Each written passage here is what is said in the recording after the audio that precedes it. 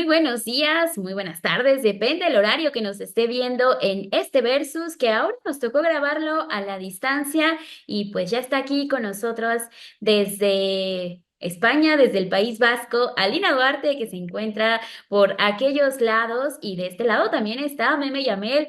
Muy buenas noches, ¿cómo están?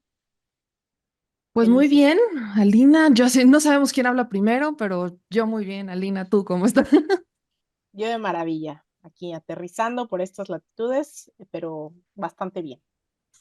Pues bueno, vamos a entrarle de lleno al tema que nos reúne en esta ocasión y en este martes de Versus, porque esta semana arrancamos con la participación que tuvo la presidenta Claudia Sheinbaum en el encuentro de líderes, el G20, que se desarrolló en Brasil.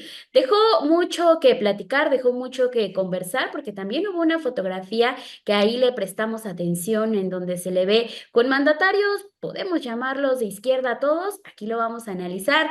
Y quédese con nosotras en este versus. Déjenos su me gusta en esta transmisión, también comente. Hay muchos temas que van a salir. También está, pues, esta posible tercera guerra mundial que está pasando entre Ucrania, Rusia, varios de los temas que también ya empiezan a cobrar mucha resonancia. Así que quédese con nosotras, déjenos sus comentarios y arrancamos con el versus de este martes.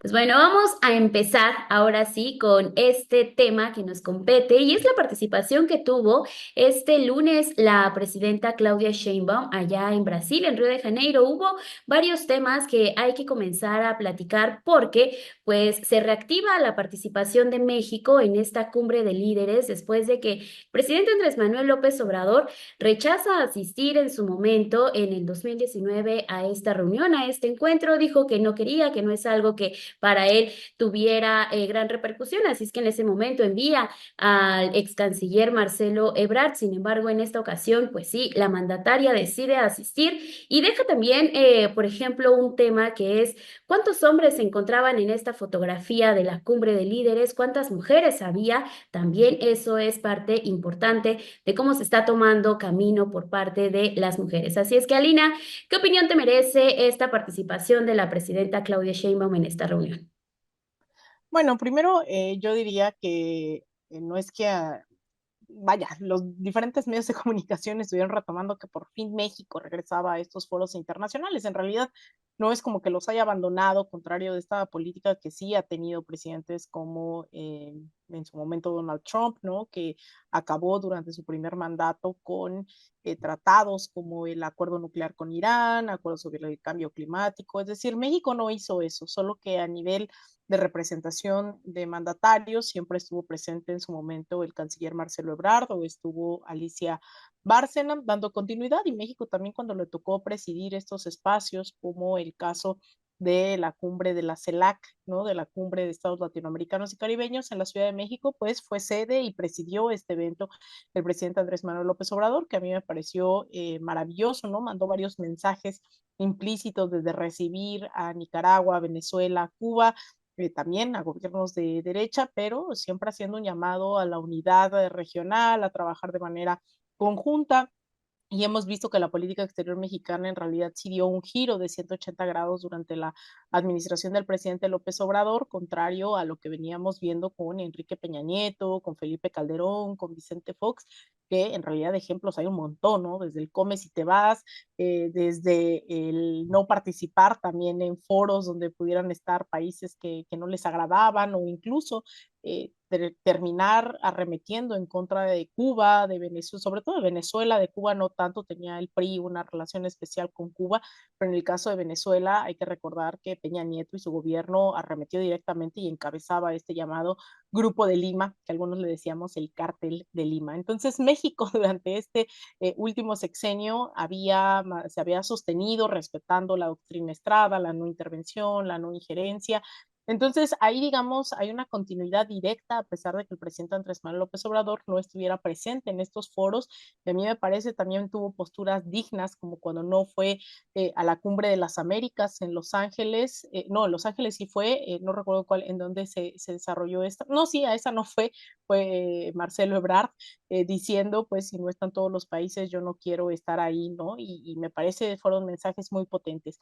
Entonces ahora creo que Claudia Sheinbaum lo que dice es, sí, vamos a estar presentes en esta cumbre del G20, continúa con esta política de austeridad, también pues toma un avión comercial con escala en Panamá, aterriza en Río de Janeiro, se reúne con presidentes que no son menores a la vista de quienes dan seguimiento a las relaciones internacionales, desde Macron, ¿no? También se ve esta foto que a mí me parece impresionante, siendo de las pocas mujeres ahí en esa foto masculina de los líderes de las 20 economías principales del mundo, y lanza mensajes que a mí me parece han dado la vuelta al mundo. Esto de abrir este programa de Sembrando Vida y decir, vamos a sembrar vida, no guerras, vamos a destinar el 1% del presupuesto militar a reforestar y no a las armas, a las guerras, es algo que debo de decir que he visto reacciones en varios compañeros, compañeras de todo el mundo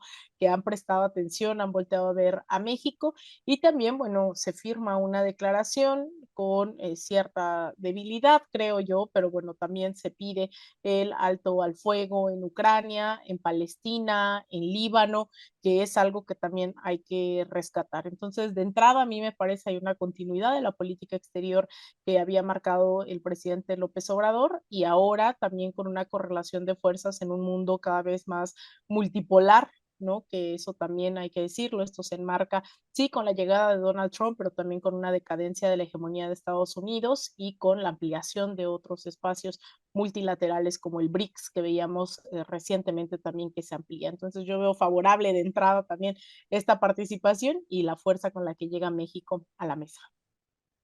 Meme, ¿tú cómo viste esta participación que tuvo la presidenta Claudia Sheinbaum? Porque sí, como ya mencionaba hace un momento Alina, se da esta propuesta que se da además en este contexto después de que Estados Unidos autoriza a Ucrania que se utilicen ciertos misiles para que ya se pueda atacar de cierta forma a Rusia. Entonces también es una manera de Estados Unidos de ya tener más participación, y de las últimas decisiones que está tomando pareciera el presidente de Estados Unidos, Joe Biden, y también tomando en cuenta este contexto que estamos viviendo, ¿no? Por un lado, el genocidio en Gaza, esta guerra que está cumpliendo 1000 días entre Ucrania y Rusia, que se dan estas declaraciones de la presidenta de México, Claudia Sheinbaum, allá en Brasil.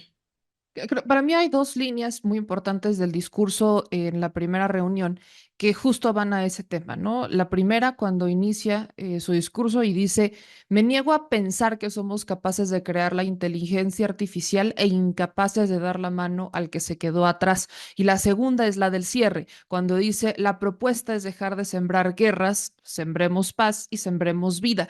Aquí es cuando habla, ¿no? Esta es la frase de cierre, pero en general la propuesta es establecer un fondo para destinar el 1% del gasto militar de nuestros países y llevar a cabo el programa de reforestación más grande de la historia, que es el de Sembrando Vidas. Entonces, creo que estas dos declaraciones en realidad hacen justo ese contraste. Mientras Estados Unidos, particularmente es Joe Biden, porque sabemos la postura de Donald Trump respecto al tema de Ucrania, la postura de Biden es autorizar a Ucrania a utilizar misiles que, seamos mucho más honestos, no utilizarían los elementos ucranianos, sino que serían operados por elementos estadounidenses, lo cual, dicho por el propio presidente Putin, pone en un contexto completamente distinto ya la situación de por sí bastante tensa entre Ucrania y Rusia, porque ya es Estados Unidos entrando, y tal cual lo dijo Putin, si Estados Unidos entra, entonces la OTAN entra, y por ende ahora sí vamos a responder como si esto ya fuera una guerra completamente tal, hecha y derecha, bastante chueca, diría yo, pero como tal, ¿no? Vamos a responder como tal. Incluso ya hace modificaciones en los protocolos de respuesta y estamos ante una posible guerra nuclear, lo cual sería devastador para el mundo entero, no solamente Ucrania, Rusia, sino el mundo entero. Entonces, en el momento en el que Biden va por la propuesta de guerra, va por la propuesta de Ucrania utiliza los misiles de largo alcance que al final operarían elementos de Estados Unidos, la situación se hace mucho más tensa, viene una tensión completamente innecesaria, injusta, cruel. A eso sumemos de la guerra de Israel contra Palestina, el genocidio que comete Israel contra el pueblo de Palestina, también financiado y respaldado por Estados Unidos. Entonces tienes dos situaciones extremadamente tensas, lamentables, que han cobrado vidas inocentes y que han impactado al mundo entero, que están respaldadas por Estados Unidos. Eso es lo que en este momento Estados Unidos está haciendo con el mandato de Joe Biden. Pero por el otro lado y en el contraste, tienes a la primera mujer presidenta de México yendo con un discurso donde no solamente habla de la paz, sino que dice, vamos a restarle el 1%. ¿Qué es el 1% de la inversión militar para Estados Unidos? ¿Qué representa ese 1%? Viendo la escala, viéndolo a esta gran escala, el 1% para Estados Unidos no es ni siquiera quitarle un pelito, porque lo que Estados Unidos destina a las guerras, lo que Estados Unidos le destina a la industria de guerra, a la industria militar, es gigantesco. ¿Qué le costaría a Estados Unidos restarle un 1%? Que se vaya dedicado a programas que generan empleo y que además combaten el cambio climático, que es uno de los temas también que Estados Unidos toca mucho, ¿no? El combate al cambio climático, pero volvemos otra vez a esta a estos contrastes, particularmente con Estados Unidos, de decir muchas cosas y tener muchos discursos de yo soy el gran líder mundial, pero en los hechos es un gran destructor de naciones, es el gran destructor de vidas, es el gran generador de pobreza, es el gran generador de tragedias.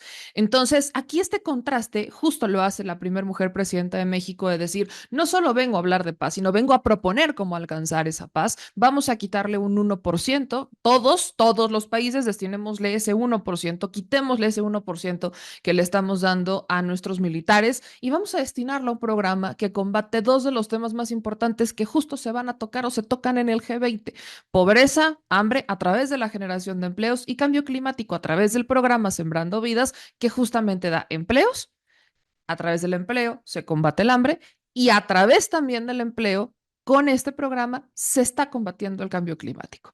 En estos contrastes es básicamente decirlo, mientras Estados Unidos está detonando una guerra, México está detonando paz, México está pidiendo paz, México está pidiendo respetar la vida, México está haciendo esta, sí, continuidad, como lo decía Lina, esta continuidad que inicia Andrés Manuel López Obrador con los discursos, todos los discursos que ha dado en México, pero sobre todo los que dio en sus pocas y contadas visitas, fueron en ese sentido, de dejemos las guerras a un lado porque a nadie le hacen bien, ni a la economía, ni a los empresarios que les preocupan tanto a ciertas economías neoliberales, ni mucho menos a aquellos progresistas o aquellos gobiernos de izquierda que estamos preocupados por la base social. Entonces, esa continuidad justo llega con una Claudia Sheinbaum, pero además viene con este bagaje de no es nada más, ¿no? La presidenta de México, que ya de por sí es extremadamente importante y relevante, sino que además es científica, con experiencia en temas de cambio climático, con experiencia en medio ambiente,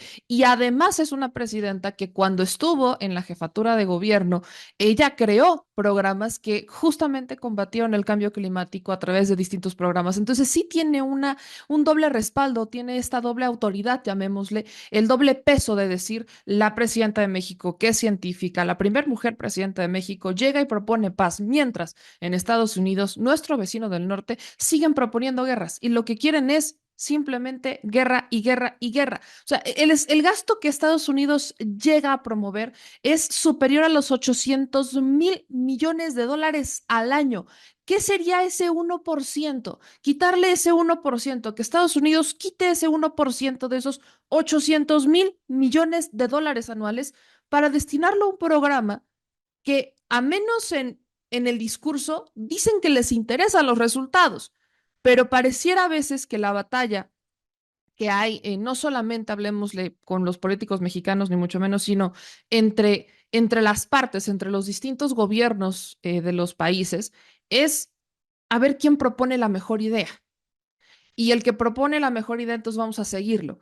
Estados Unidos, su industria militar, la economía de guerra es la economía de Estados Unidos. Cuando Estados Unidos está en crisis, hay que hacer una guerra. Cuando Estados Unidos tiene un problema económico, hay que hacer una guerra.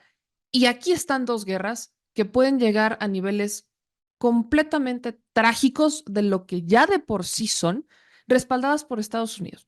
De alguna manera yo quisiera pensar que Donald Trump va a cumplir al menos esta promesa de campaña de decir que vaya, fue mucho lo que dijo Biden, nos está llevando a una tercera guerra mundial que no tiene sentido y que hace esta propuesta, al menos en el caso de Ucrania y Rusia, de decir, vamos a platicar, vamos a llegar vamos a terminar esto que no tiene sentido. Me encantaría que hiciera lo mismo con Israel en el caso de Palestina, pero volvemos a los intereses, ¿no? Estos contrastes que se están haciendo son bastante notables entre dos países tan fuertes como en el caso de México, con su propuesta respaldada o propuesta por la primer mujer presidenta de México, y en el caso de Estados Unidos por un presidente que ya se va y se va incluso hasta perdiéndose en la selva del Amazonas. O sea, se va Joe Biden a punto de perderse en la selva del Amazonas, completamente cuestionables sus decisiones. La pregunta creo que aquí ¿es Estados Unidos, es Joe Biden el que manda o quién está mandándole a Joe Biden en estos sus últimos meses de presidente en Estados Unidos? Hay un punto que tocas que creo que ahorita vamos a adentrarnos en él, pero para darle continuidad también a lo que hemos estado platicando ahorita en este inicio de Versus, creo que también vimos a una presidenta, Claudia Sheinbaum, muy segura de sí misma, tratando también con los líderes que se necesitaba reunir. Vimos que tuvo reuniones con Xi Jinping, que tuvo reuniones con Joe Biden, que tuvo reuniones con Emmanuel Macron, la manera en que también es recibida por este presidente de Francia. Pero también del otro lado vimos esta imagen en donde quizás hablábamos de las izquierdas, ¿no? De las izquierdas de América Latina, en donde vemos que estaban mostrando unidad, al menos los personajes que sabemos están aquí en América Latina, como Gustavo Petro, como Luis Ignacio Lula da Silva y también Gabriel Boric. Vamos a hablar ahorita sobre este tema porque mostraban esta reconfiguración que se está haciendo en las democracias de América Latina y de esta región. Recordaba yo también la manera en cómo el expresidente Andrés Manuel López Obrador buscaba generar un bloque con estos países, buscaba generar que América Latina tuviera esta unidad y pareciera que sí, ¿no? Pareciera que se sigue buscando, también como lo mencionaba Lina hace un momento. Ahorita con la participación de Claudia Sheinbaum también se demuestra que existe una continuidad, no solamente aquí en el país, sino con las relaciones internacionales, tratando de buscar de qué forma pueden cooperar, porque esa es la manera también que hay que llamar este tipo de trabajos y este tipo de enlaces que pueda llegar a ver con otros países. Y en ese sentido también está la otra contraparte, ¿no? Que es este encuentro iberoamericano que se desarrolla en Ecuador y que no tuvo gran resonancia, en donde únicamente estaba de invitado, bueno, están varios líderes de la región invitados, pero no asisten debido a la manera en que el presidente Daniel Noboa de Ecuador ha llevado estas relaciones y este asalto a la embajada mexicana en Quito también dejó mucho sabor amargo para las relaciones de las regiones. Entonces, también en ese sentido, creo que hay esta reconfiguración de la manera en cómo la presidenta Claudia Sheinbaum puede llegar y reunirse con estos líderes, sí, de América Latina, pero también de otras latitudes, y este respaldo también que le da la gente en la votación, más de 35 millones de personas respaldan la seguridad con la cual se presenta en estos días la mandataria. Entonces, en ese sentido, Alina, ¿ves alguna reconfiguración también por parte de las izquierdas aquí en México y la manera en que se pueda llegar a cooperar en un futuro? Bueno, hay una reconfiguración absoluta, ¿no? De lo que está pasando hoy en el mundo. Yo empezaba diciendo que hay una reconfiguración incluso dada la decadencia de la hegemonía estadounidense que marca un punto de quiebre con la crisis financiera del año 2008, de la cual Estados Unidos no solo no se ha recuperado, sino que ahora pues no tiene la misma presencia en otros lados y aunque quisiera hacer más guerras, pues sí, la economía beneficia a la industria armamentista, ¿no? A la industria militar armamentista, pero la tiene bastante complicada. No puede, yo creo, hoy abrir más frentes de los que ya tiene, sea financiando el genocidio en Palestina o sea con el regalo que le acaba de dejar también Joe Biden a Donald Trump con este permiso de mandar misiles. Se autoriza el envío de 200 misiles a territorio ruso y Rusia dice, ah, pues si me mandan misiles, entonces yo estoy en mi derecho legítimo de defenderme incluso con armas nucleares, ¿no? Es decir, ese panorama claro que se está reconfigurando en el mundo y hoy México también expresa a través de estas reuniones, a través de su posicionamiento, también creo que otra forma, ¿no? De mirarse, creo que hay dos momentos a mí Me recordó mucho estas fotos, primero un Peña Nieto en una cumbre, ¿no? De los tres amigos con Trudeau, con Obama, en donde ni lo pelan, y por otro lado las izquierdas de la llamada década ganada en América Latina, en donde tenías esta misma foto, ¿no? Donde estaba ahora Lula de Brasil, Boric de Chile, Petro de Colombia y Claudia Sheinbaum de México, pero en su momento fue Néstor Kirchner de Argentina, abrazando a Lula da Silva, a Hugo Chávez, a Evo Morales, o a la propia Cristina, ¿no? Es decir, estas alianzas de las izquierdas ya ocurrió y creo que fue mucho más sólida que la oleada que hoy tenemos. Y esto es, yo lo digo con un tanto de desesperanza en realidad en América Latina, porque México va en muchas cosas a contrasentido de lo que se está viviendo hoy en América Latina. No hay país en donde no podamos poner, o tal vez sí, pero más acentos en las derechas que realmente en las izquierdas. Vemos hoy a un Lula da Silva que en realidad a la gente con la que incluso compitió en contra de la presidencia en su momento, Altmin, hoy es su vicepresidente, lo vemos acercándose a Dina Boluarte de Perú, lo vemos, es decir, ha tenido muchas actitudes que yo diría lo posicionan mucho más al centro derecha que realmente a la izquierda. No se diga Gabriel Boric con sus posturas en torno a Ucrania, en torno a Venezuela, incluso reprimiendo estudiantes, esos estudiantes de donde emanó de ese movimiento estudiantil Gabriel Boric, Camila Vallejo, hoy pues no necesariamente tienen ese apoyo popular.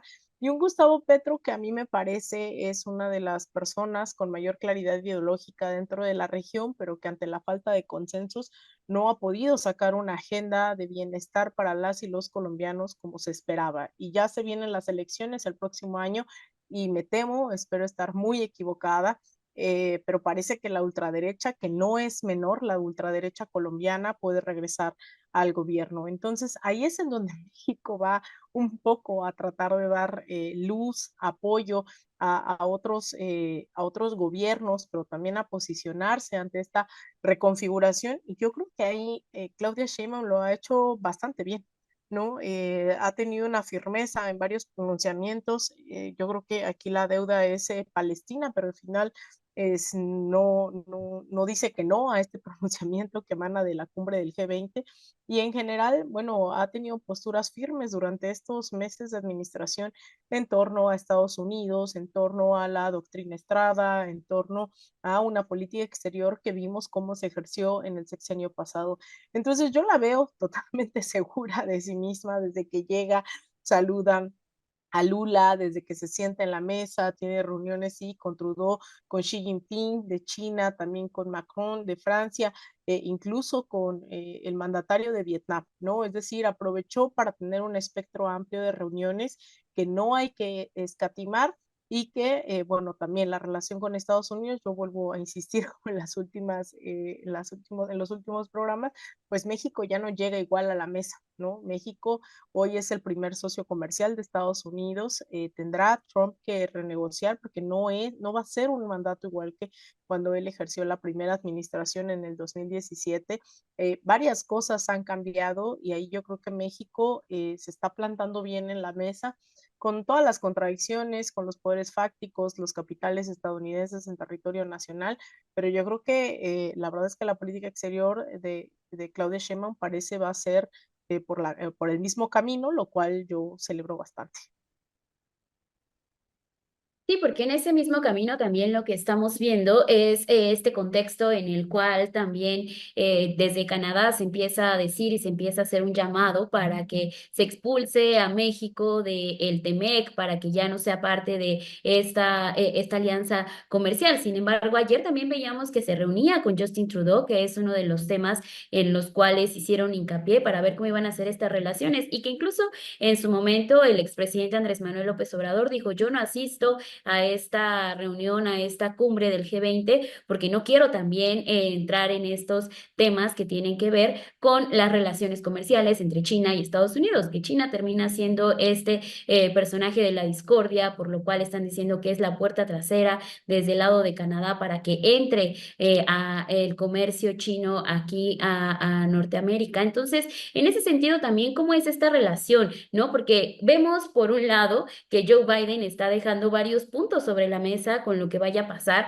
en la guerra entre Ucrania y entre Rusia, pero también por el otro lado vamos a ver esta renegociación del TEMEC en el 2025, una potencia como lo es China. Entonces, ¿cuál es este contexto también que tú observas y en qué manera México está participando para tomar las decisiones y la decisión que toma el día de ayer al reunirse con Justin Trudeau, Meme? La presidenta aprovechó para reunirse con, creo que la mayor cantidad de líderes, incluyendo a Turquía, Australia, se reúne con el MITCA, Indonesia, República de Corea, Turquía, Australia, a eso también pues los líderes progresistas de América Latina, Brasil, Chile, China, y tiene esta reunión con Francia y aparte con Canadá. En el tema del TEMEC, creo que sabemos la negociación, no sabemos hacia dónde se va a dirigir la discusión.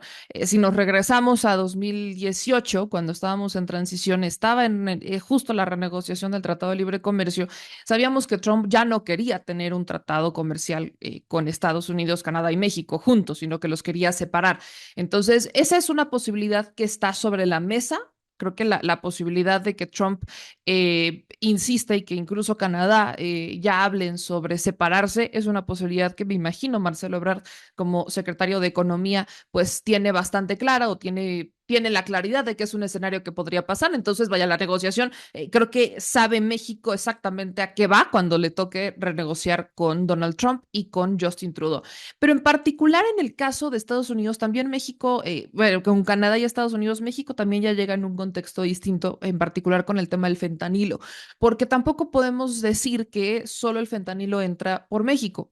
Hay varios laboratorios que se han estado encontrando en Canadá. Entonces, ya tampoco Estados Unidos puede solamente aventarle la bolita a México por el asunto del fentanilo. Estados Unidos también ya está en ese escenario de enfrentarse a una realidad en donde el fentanilo ya los rebasó. Y si ya no solamente entra por México, también entra por Canadá, también sabemos que se produce también, hay laboratorios de fentanilo en Estados Unidos. Entonces, Estados Unidos ya tampoco tiene mucho para dónde voltear y decir que en el tema del fentanilo solamente es culpa de México. Si es un asunto que ya incluso llegó hasta Canadá y que sabe muy bien que lo tiene adentro, pues México llega justo con ese contexto para que llegáramos a este punto.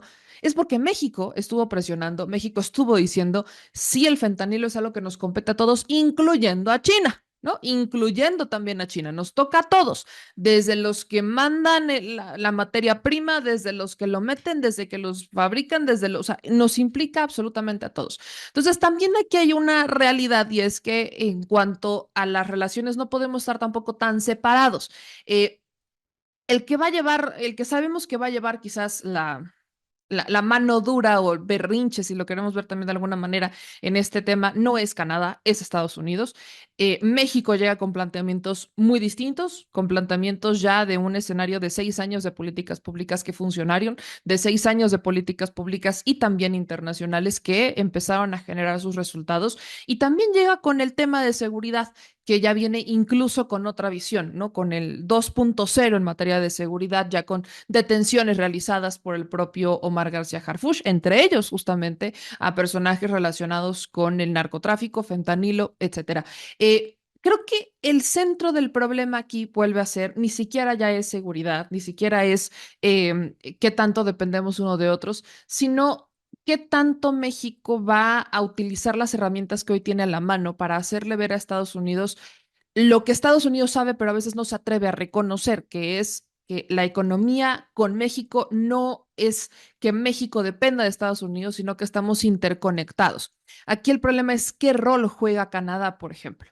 ¿Cuál es el rol que Canadá juega en todo esto? Porque a veces se nos olvida que también tenemos migrantes mexicanos viviendo y trabajando en Canadá. Se nos olvida que también a los migrantes mexicanos que trabajan en Canadá les han violado sus derechos laborales. Se nos olvida también, pensamos solamente en los que están en Estados Unidos, que son la mayoría, pero en Canadá también la han pasado mal algunos de nuestros migrantes mexicanos que se fueron por programas, se fueron con programas laborales creados justamente en este marco. Entonces, México también debe de llegar con ese contexto de qué rol aporta realmente Canadá. Y si a eso nos remontamos a la propuesta que hizo en su momento Andrés Manuel López Obrador, que se quedó como en el aire un poco, que es que toda la región, desde Canadá hasta la punta de América, ya hacia el sur, estuviéramos interconectados como una región, estilo un poco la Unión Europea, pero respetando monedas, respetando economía, sino que hubiera más un libre tránsito.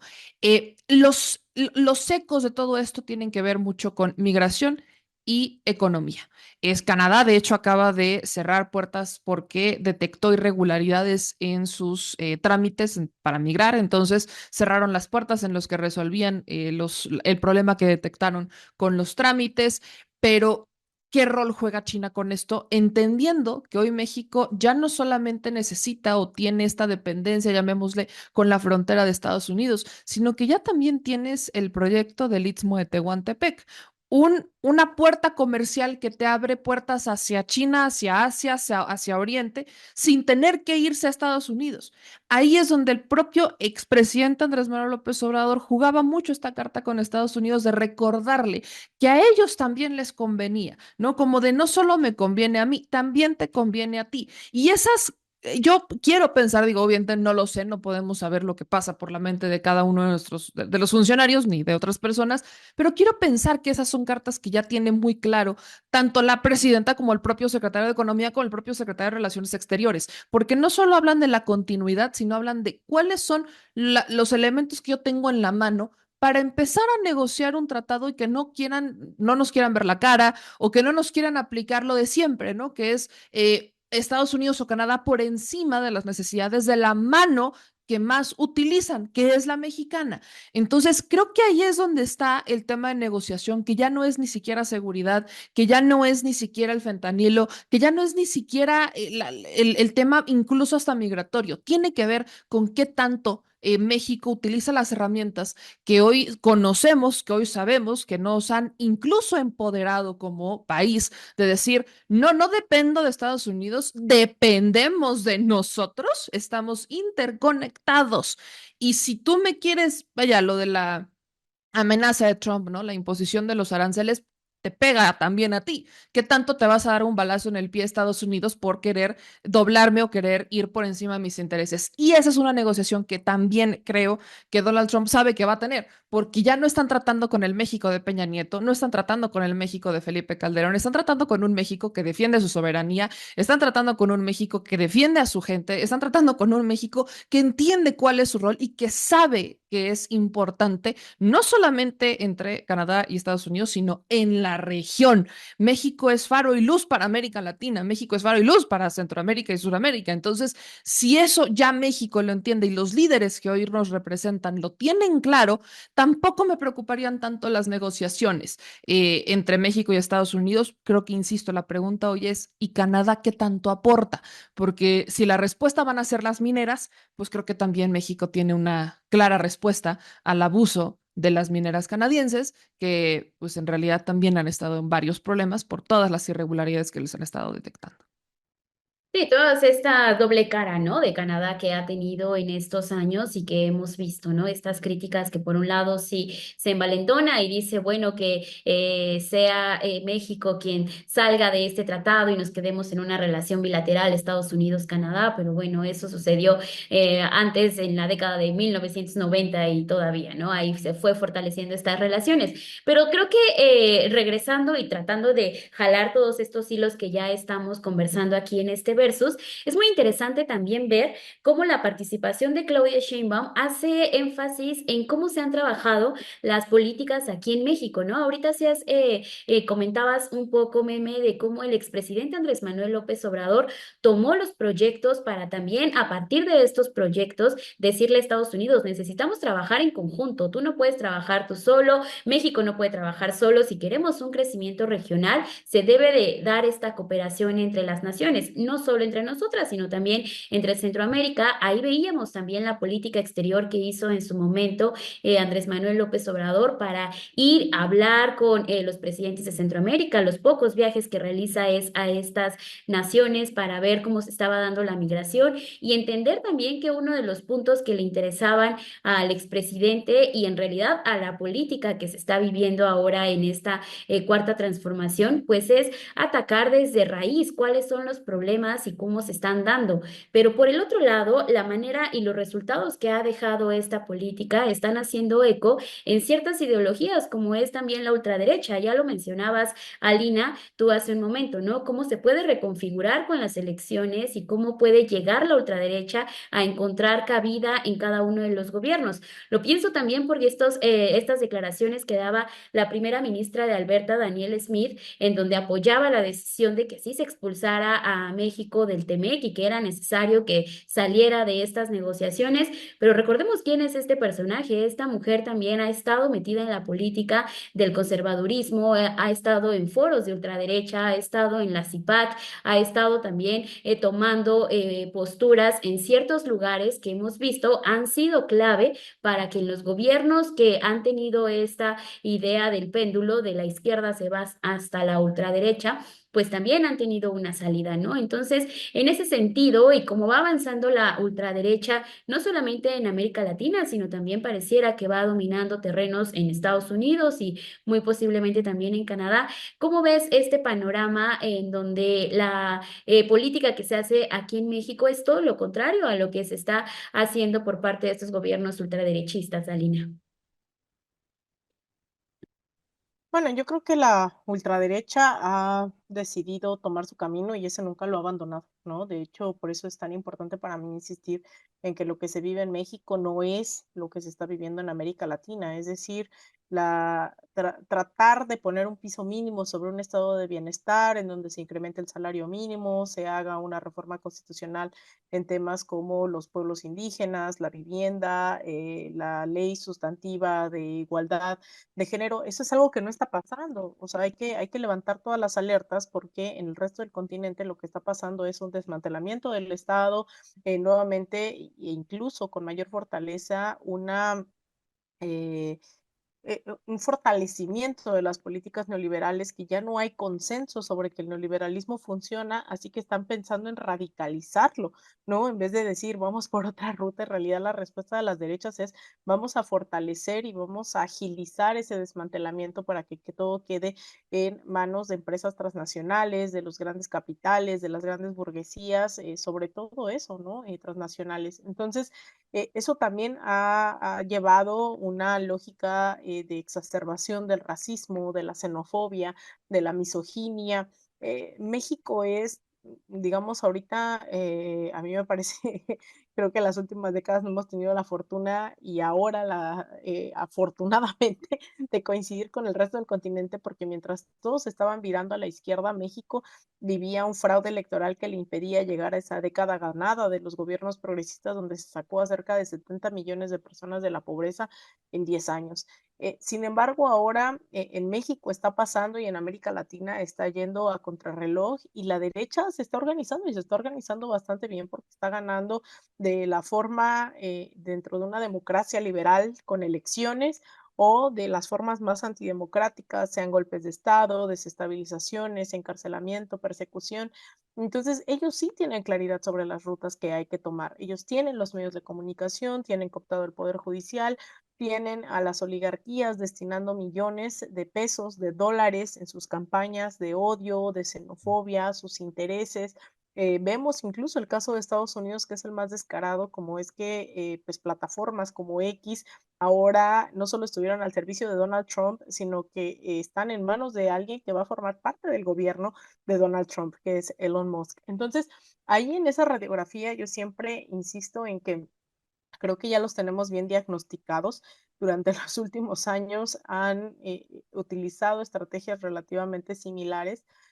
Por eso es que le corresponde ahora a las izquierdas, a los movimientos progresistas, no solo hacer esta lectura, sino echar manos a la obra porque ellos tienen sus internacionales reaccionarias, tienen CIPAC, ¿no? Esta Conferencia de Acción Conservadora, tienen estos encuentros rarísimos, ¿no? Iberoamericanos, el rey anda dando ahí tours, Trump y Steve Bannon están generando organizaciones dentro y fuera de Estados Unidos, los neofascismos están echando mano de grupos evangélicos, de las iglesias, Es decir, ahí hay un montón de organización, ¿no? Si me lo preguntas, yo creo que hay bastante organización de ese lado. Y del otro lado, hay cosas que, pues sí, existen, pero a veces se quedan en los simbolismos, ¿no? Como el Foro de Sao Paulo, que parece un fantasma y demás comunista, pero en realidad en la vía de los hechos, el Foro de Sao Paulo no está operando. La CELAC, que de vez en cuando funciona, de vez en cuando no. La UNASUR quedó totalmente desarticulada. ALBA, Tratado Comercial de los Pueblos, está funcionando, pero no creo en las dimensiones que la derecha está organizada. Es decir, tenemos ahí ciertos mecanismos que no se les ha dado la prioridad que la derecha sí toma al momento de hacer alianzas estratégicas. Entonces, yo celebro que haya una política exterior firme de continuidad con la del sexenio pasado, pero yo creo que sí habrá que pensar también las relaciones internacionales con otros partidos, con otros movimientos, con otras fuerzas políticas ante el asedio de neofascismos que están dispuestos a perseguir, a encarcelar, a estigmatizar, a difundir mentiras, discursos de odio con la mano en la cintura en nombre de la libertad de expresión. Y caminando ya hacia lo que vaya a pasar en 2025, exactamente el 20 de enero, vamos a ver a este personaje, Donald Trump, entrar a la presidencia en un segundo mandato para Estados Unidos y para esta administración. También en este contexto es en el que se puede leer la participación de México en el G20, pero también en lo que vaya a suceder en un futuro, porque tiene esta última reunión con el presidente Joe Biden, tiene esta última cooperación con él y también en un momento en el cual veíamos las declaraciones que daba, por ejemplo, el embajador de Estados Unidos aquí en México diciendo que esta estrategia de seguridad del expresidente Andrés Manuel López Obrador no había funcionado, hablando del abrazos no balazos, que es decir, atacar las causas, ¿no? Que no era también la manera de resolver estos problemas de inseguridad que se dan. Se ha hablado mucho de que tiene que haber una cooperación entre México y Estados Unidos, pero también cómo ves este panorama, porque pareciera que Joe Biden ya en estos últimos días que va a estar en la presidencia está dando mucho de qué hablar y también al momento de haberle autorizado a Ucrania a utilizar estos misiles, meme. Entonces, ¿cómo ves el panorama de esta relación en específico con Estados Unidos y con un Donald Trump que ya sabemos ha lanzado distintas amenazas que son poco probables que las vaya cumpliendo, porque como lo vimos ya en un mandato anterior, han sido pocas las promesas que sí ha ejecutado? Una de ellas tiene que ver también con los migrantes y con este fenómeno migratorio que se ha tratado de resolver, pero pues que todavía hay muchas cosas y muchas aristas por las cuales se puede atacar este, no problema, sino fenómeno más bien. No, creo que preocuparnos no es la palabra que yo usaría. No creo que México tenga que preocuparse, tiene que ocuparse. Y lo bueno es que sabemos quién es, sabemos qué es lo que busca. Las personas que en su momento les tocó negociar están en cargos, insisto, es el caso de Marcelo Ebrard. También está el ex embajador, hoy ya secretario de Relaciones Exteriores, Juan Ramón de la Fuente. O sea, son personas que saben cómo funciona y que saben qué es lo que va a pedir, porque además no es un secreto, él mismo lo ha dicho. El tema de la amenaza de los aranceles, el tema de vamos a cerrar las fronteras, vamos a construir un muro, ni el muro funciona porque no hay muro que pueda frenar la migración indocumentada. Creo que aquí es cómo vamos a construir las vías de migración legal, porque incluso Estados Unidos, los empresarios en Estados Unidos se lo dijeron a Biden en su momento, necesitamos migrantes, necesitamos la mano de obra. ¿Por qué? Porque hay que recuperar, hay que rescatar al país. Cuando viene todo lo de la pandemia, Estados Unidos viene otra vez en esta ola y también hay que ser honestos. Los migrantes, sin importar su nacionalidad, son los que hacen el trabajo duro, ¿no? Es la mano de obra que construye, es la mano de obra que levanta. La economía de Estados Unidos es una economía basada en los migrantes. Entonces, migrantes de todos lados, migrantes de la India, migrantes de América Latina, migrantes de incluso hasta de Canadá, ¿no? Son migrantes los que construyen y son los migrantes quienes también hacen los trabajos que muchos estadounidenses no quieren hacer. Entonces, por ejemplo, en casos extremos, ¿no? Como es el caso de Florida, donde tienen políticas republicanas bastante restrictivas, ¿a quiénes eran los que llamaban para que reconstruyeran las casas tras los desastres naturales de huracanes? Migrantes. ¿Quiénes eran los migrantes? En Texas, por ejemplo, que también tiene políticas bastante restrictivas, pues en Texas también hay mexicanos, también hay migrantes indocumentados que siguen trabajando. ¿Por qué? Porque ese trabajo mal pagado, porque hay que decirlo así, es un trabajo mal pagado, es un trabajo sin seguridad, ni vaya, si no existen ni siquiera certezas laborales para muchos estadounidenses, mucho menos para los migrantes. ¿Y por qué es? Porque así le conviene a Estados Unidos. Entonces yo no me espero de la administración de Trump una administración que regularice, por supuesto que no, pero tampoco me la espero de los demócratas, siendo muy honesta, ¿no? No, ni de los demócratas, por mucho que prometieran en campaña que iban a regularizar, esa promesa la llevan haciendo desde hace décadas y no lo han logrado. Entonces, si los demócratas, que son los que abanderaban a los latinos o a los migrantes, jamás les cumplieron, creo que ahí vino también mucho el por qué fracasan los demócratas, porque al final es fuera máscaras. Lo que pasa aquí en México la aplica también allá, fuera máscaras. Ni los demócratas iban a resolverlo, ni los republicanos. ¿Qué es lo que quieren hacer los republicanos? Pues sí, América para los americanos, ¿o? Que en este caso son estadounidenses. ¿Cómo lo va a hacer un empresario como Donald Trump? Primero, evitando las guerras. Entonces, busca, por ejemplo, Donald Trump concentrarse en los problemas domésticos de Estados Unidos antes que en los externos. Quiero ver si cumple con esa promesa en todo sentido, ¿no? Si tenemos su primer mandato, ese primer mandato nos da a entender que sí, efectivamente, prefiere enfocarse en los problemas domésticos que externos, pero quiero ver qué va a pasar con el caso de Israel, porque a mí Donald Trump no es tanto lo que me ocupa o preocupa, es su vicepresidente, J.D. Vance, que J.D. Vance sí ha lanzado propuestas como decir, en vez de que Israel esté bombardeando Gaza, ¿por qué no va y bombardea a China? Creo que tampoco es una gran solución, no es una gran propuesta, y menos si te vas a meter a los trancazos con China. Entonces, creo que aquí es cómo nos ocupamos de los berrinches, cómo nos ocupamos de cómo van a estirar la cuerda al máximo para intentar conseguir lo que quieren. Y también la respuesta es muy clara. Y lo vimos justo en la relación entre Trump y AMLO. Trump respeta a quien respeta a su gente, porque él está haciendo exactamente lo mismo. Entonces, si nos hubiera tocado, ¿qué es lo que pasó con Peña Nieto? Trump vino a México a escupirnos en nuestra propia casa y por invitación expresa del gobierno mexicano. ¿Cómo nos iba a respetar si no nos vamos a respetar nosotros? Si nuestros representantes en ese momento no se daban a respetar. ¿Cómo fue la relación con Andrés Manuel?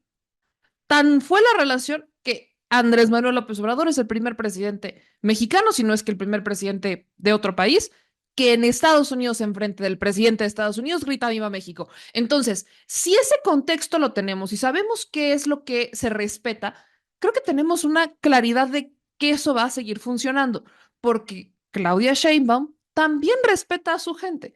Y Claudia Sheinbaum lo ha dicho muchas veces, a mí me toca defender a mi gente, a mi pueblo. Entonces, si eso ya sabemos qué es lo que respeta Trump, aquí solamente va a ser qué tanto estiramos la cuerda con los elementos que tenemos. ¿Hasta dónde vamos a llegar? Vamos a negociar. Por eso lo decía en un bloque pasado. México creo que sí tiene una claridad de qué sartén está agarrando, ¿no? ¿Cuál es el mango del sartén que tiene? Y que no es un sartén que tanto, o sea, que tenga en su totalidad Estados Unidos, sino que también lo tiene México. Entonces, al momento de hacer este estirillo, este afloje, pues también toca a México respetarse como país, respetar su soberanía y poner estos claros límites, porque es exactamente lo mismo que va a hacer Estados Unidos. Entonces, dentro de estos límites que tanto Estados Unidos quiere tener como México va a tener, ¿cuáles son esos puntos medios? Y creo que ahí podemos encontrar momentos donde tengamos coincidencias. Dentro de las dificultades, dentro de la cabeza fría, dentro de ya sabemos qué nos esperamos, creo que vamos a encontrar coincidencias, porque lo que más coincide entre México y Estados Unidos con los mandatarios que van a estar renegociando el tratado es eso. Van a velar por los intereses de su país, los intereses de su gente. Somos personas distintas, somos sociedades distintas, con necesidades distintas, y ahí es donde está la diferencia. Pero en esencia coincidimos en eso. Y ahí es donde creo que tendremos una negociación que, lejos de preocuparme, ocupa, porque hay que ver hasta dónde cada quien va a estirar sus cuerdas y quién le tocará ceder y qué es lo que se va a ceder. Y ya entrando casi a la recta final, todavía tenemos unos minutitos aquí en este versus que lo estamos haciendo a distancia, pero con todo el ánimo que siempre caracteriza a esta mesa de análisis, también comenzar a ver esta propuesta que deja la presidenta Claudia Sheinbaum en torno al Consejo de Seguridad de la ONU, porque dejabas ahorita también el tema, por ejemplo, de las relaciones, ¿no? De seguridad y de inseguridad que ha habido. Hace un momento ya hablábamos de este contexto de guerra que se está viviendo entre Ucrania, entre Rusia, este genocidio para Palestina perpetuado por Israel. Entonces, en ese sentido es que también se da esta propuesta para que se reforme uno de los organismos que pareciera que ha atendido a ciertos intereses únicamente, que es el Consejo de Seguridad de esta organización. Se mete ya a ver cuáles son estos cambios que pueda haber y uno de ellos es tratar a todas las naciones como iguales. ¿Qué importancia tiene esto, Alina? Porque va más allá de solamente plantearlo y decirlo, ¿no? En un foro en donde están las máximas potencias, que es la cumbre del G20 y en este contexto que estamos viendo. Bueno, yo creo que no es menor. El tema de la reforma de las Naciones Unidas es un tema medular, sobre todo pensando en una arquitectura internacional de los organismos que fueron emanados fundamentalmente producto de la Segunda Guerra Mundial, en donde surgen o se fortalece también no solamente el Consejo de Seguridad de las Naciones Unidas, en donde pues quienes tienen capacidad de veto son los países, entre comillas, ganadoras de esta Segunda Guerra, que son Estados Unidos, que son Francia, China, Reino Unido, que no necesariamente se traslada a la realidad que hoy existe en el mundo, ¿no? Es un mundo multipolar donde en ese consejo tal vez debería de, pues, yo no digo que debería de existir, digo que hay que deshacerlo, pero no están potencias como Brasil, como la India, como Sudáfrica, ¿no? Es decir, hay otro mundo que ya no corresponde a ese Consejo de Seguridad. Entonces, plantear algo así es pues un poco simbrar eso que veníamos conociendo como el orden mundial, en donde ya todo está preestablecido, el Banco Mundial, el Fondo Monetario Internacional, el Consejo de Seguridad de las Naciones Unidas. O sea, es impensable que hoy, con tantos países, todos los países votando en contra del bloqueo a Cuba, se sostenga ese bloqueo solo porque Estados Unidos tiene derecho a este veto, ¿no? O que lo que pasa en Palestina, todo el mundo está en contra, pero está Israel, pero sobre todo Estados Unidos vetando. Entonces, ese tipo de cosas no son menores. Esta reforma al Consejo de Seguridad de Naciones Unidas, es decir, el mundo ya no corresponde a la Segunda Guerra Mundial, o sea, tal cual. Porque hoy, y me gusta mucho ponerlo en contexto, primero, la hegemonía de Estados Unidos a partir del 2008 ha ido en decadencia, es una economía profundamente endeudada con más de 40 millones de pobres, con desigualdades estructurales brutales, donde el 1% gobierna no solamente el 99% de Estados Unidos, sino incluso casi que del mundo. Es decir, esas sociedades desiguales, y a mí me gusta mucho retomar siempre este discurso que dio el expresidente López Obrador en julio del 2021 en el marco del aniversario del natalicio de Simón Bolívar. Él habla ahí de que dice, no nos vamos a poner con Sansón a las patadas, haciendo referencia a Estados Unidos, pero es tiempo de relacionarnos entre iguales. Y podrá sonar lo más utópico que ustedes quieran, pero me parece que desde ahí ya se estaba encaminando México a sostener una nueva relación con Estados Unidos, pero incluso alertar, porque fue el primero Andrés Manuel López Obrador y no Claudia Sheinbaum que dijo, oigan, pues nos necesitamos porque ahí está China y que China, a pesar de no ser una economía, yo diciendo de quienes dicen que es una economía imperialista y que entonces va a invadir, bueno, eso no lo hemos visto hasta la fecha, China invadiendo otros países, contrario a las decenas de países que sí ha invadido Estados Unidos. Entonces, ahí hay una nueva lógica desde donde concebir las relaciones internacionales que a mí me parece no solamente apropiada, sino urgente a la luz de un nuevo mundo. Es innegable el crecimiento de la economía y la influencia de China en el mundo, el tema de Rusia, el tema de los BRICS, incluso eso, que los BRICS haya aceptado una economía bloqueada como Cuba, o incluso, bueno, también hay que reclamar, y es parte de estas contradicciones de estos gobiernos progresistas, el que Lula haya vetado a Venezuela en el ingreso de los BRICS.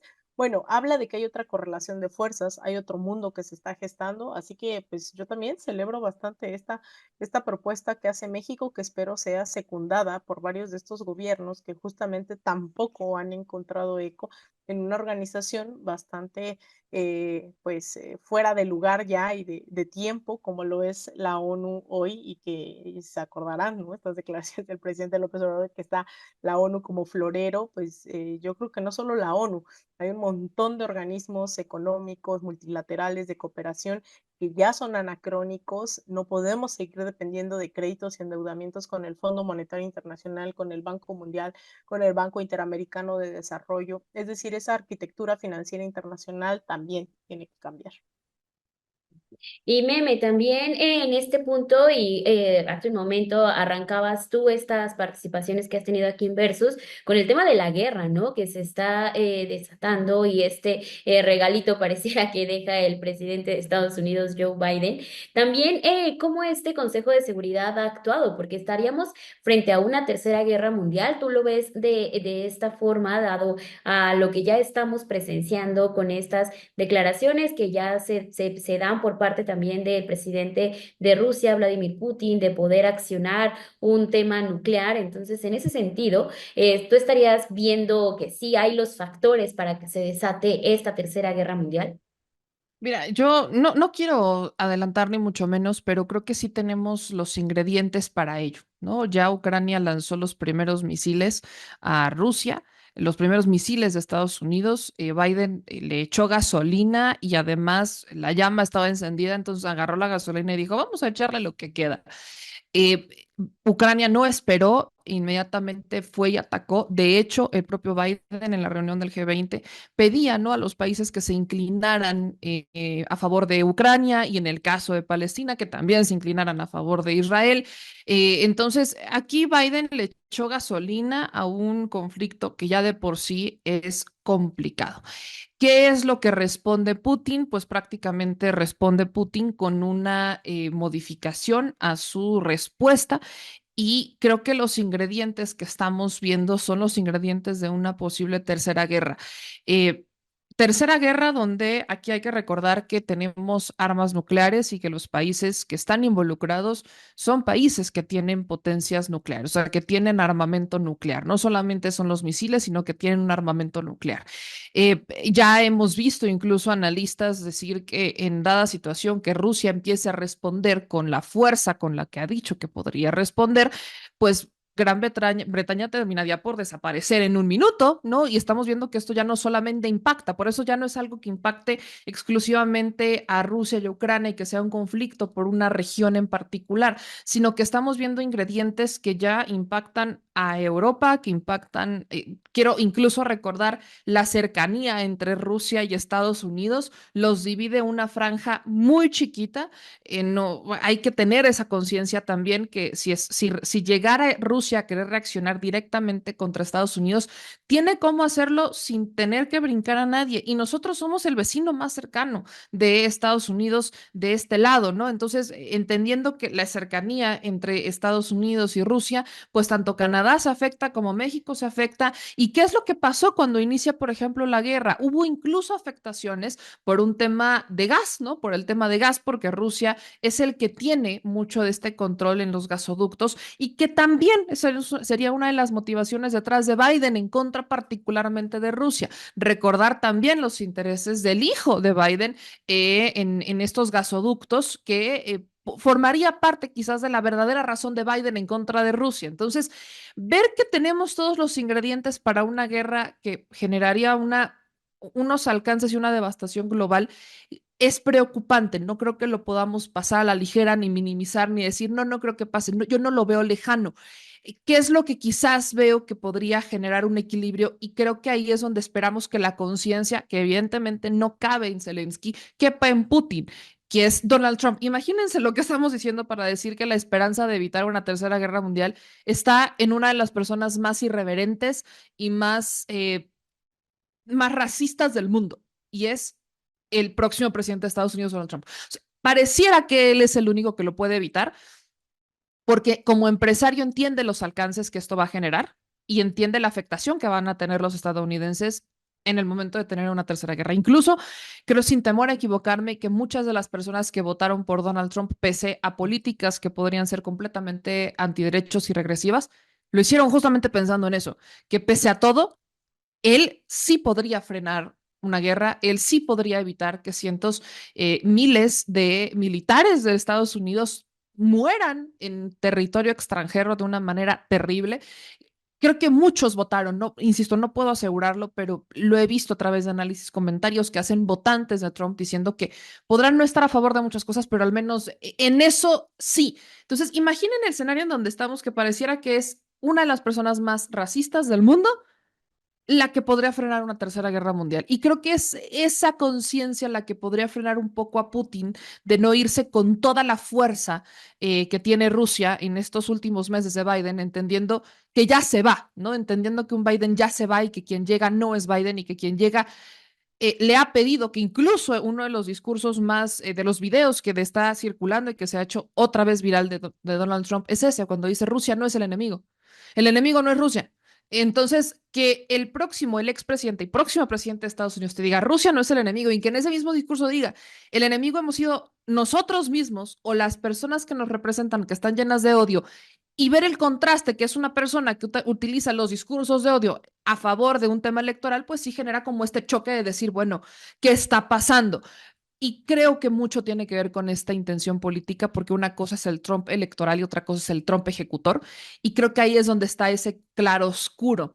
Y quiero pensar, de verdad, llámeme un poco optimista, pero quiero pensar que eso lo está viendo Putin. Zelensky no. Me queda claro que Zelensky no ve más allá de lo que está en sus narices.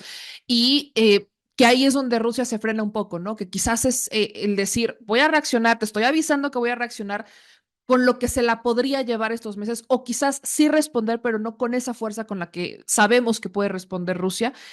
Creo que ahí es donde yo lo dejaría, porque los ingredientes están, la olla está caliente y lo único que falta es que le suban a la temperatura para que termine de estallar una bomba, que no hay necesidad de hacerlo, porque si nos vamos a lo que está detonando las guerras, no son causas justas, son intereses de unas cuantas personas en el poder y que utilizan justamente las guerras para hacerse o alcanzar esos objetivos que para nada son los objetivos de la ciudadanía o de la población en general. Hombres en el gobierno, ¿verdad? Al final no vieron Tratando, las imágenes, ¿no? sí, Hay en el G20 hombres en el gobierno, sí. solamente Claudia Sheinbaum, faltaba la de Italia, que no llega a la foto, y había otra mujer representante, pero era así como de tres mujeres y los hombres. Interesante que a veces dicen que si las mujeres viviéramos el país, el mundo estaría en guerra, y digo, creo que no han entendido hacia dónde va esto, en realidad. Pues es que hay que ver, ¿no? Este contexto también, por eso creo que era importante también traer a esta mesa de análisis lo que se está viviendo, al menos en estos momentos, entre Ucrania y Rusia, porque no es un hecho aparte. Y las declaraciones que deja la presidenta Claudia Sheinbaum frente a líderes es este llamado, ¿no? A la paz, a proponer continuar con la vida, a tratar de darle más dinero a estos programas que aquí en México han tenido pues una respuesta pues muy, muy bien aplicada, ¿no? Ha dado resultados cada uno de estos programas sociales que se han implementado. Ahora llevarlo hacia una cumbre de líderes, a un tema ya internacional, pues es también hablar de empezar a dar resultados que sí tengan un beneficio para la sociedad, ¿no? ¿Qué beneficio le está dando para la ciudadanía una guerra en Ucrania, una guerra con Rusia? ¿Qué beneficios está viendo para los israelíes que con este genocidio que han estado implementando en Palestina? Pues también hay que hacernos esas preguntas y todavía quedan en el aire para ver de qué manera van a recibir ahora estos gobiernos, porque sí, de que se firmó algo en esta cumbre del G20, como ya lo decía Lina hace un momento, pues fue algo muy ligero, ¿no? No podemos también pensar que ya se va a dedicar este 1% y la propuesta que hacía la presidenta Claudia Sheinbaum para que se le dedicara a estos programas, que ya se va a convertir en una realidad. Todavía queda un camino que hay que seguir trazando y hay que seguir insistiendo. En ese sentido, también la política que marcaba el expresidente Andrés Manuel López Obrador de la paz sí, la guerra no, y esta postura que siempre tuvo antes de posicionarse a favor de uno o de otro, creo que ese es el llamado, ¿no? A la paz, a la pacificación y tratar de darle un resultado